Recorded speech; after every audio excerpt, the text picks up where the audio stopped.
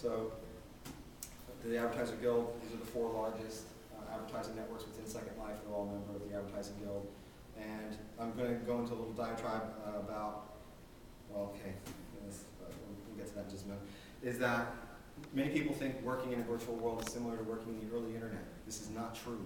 The early internet had the internet. We provided IPs as a nonprofit organization, and they were funded by government and other institutions. And that was basically the only one-stop shop that you needed to engage with, and you had to engage with them in order to get on the internet. You needed your IP address. And so once you had that, you could deal with any hosting company, any provider, UUNet, Sprint, whoever, to actually get on and have physical infrastructure. And then you could buy your servers from any provider. You could buy your operating systems. You could do Linux. You could do Microsoft, whatever you could choose.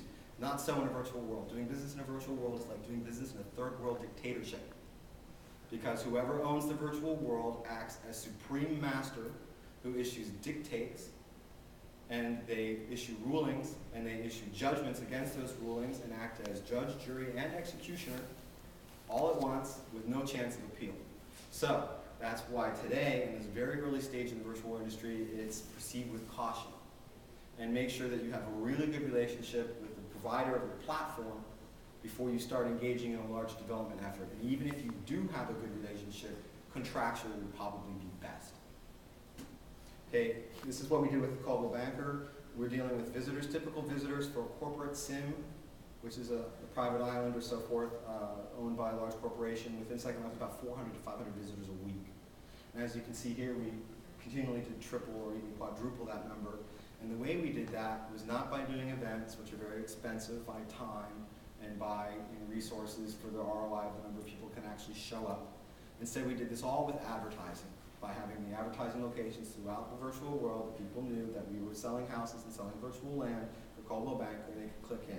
And so there's another company called the Project Factory, which tracks the top 100 brands. They print the top 25 in this graph, and Coldwell Banker was historically in the top 10 to top 15 always since we launched advertising. And we never did any of the things that all these other guys were doing, spending a fortune of money to do events and bring in big names and music and all that to bring 50, 60, 100 people to their island. Instead, we were having a constant trickle through of several hundred people a day, all because of the advertising. We actually were using metrics behind our advertising and ran multiple campaigns, and we learned that doing an ad campaign only using art that was from the virtual world blended in so much with the virtual world that people didn't really jar them enough to take action. And using straight photographs got a little bit higher than the art, but mixing it up into something a little bit humorous, or mixing in-world graphics and photographs seemed to work very well. And you see the middle case, which is Let Us Help You, was our top performing campaign. This is when we ran for American Cancer Society. American Cancer Society runs a fundraising every year at Second Life. They get several $100,000 from Second Life residents, and they call it Relay for Life.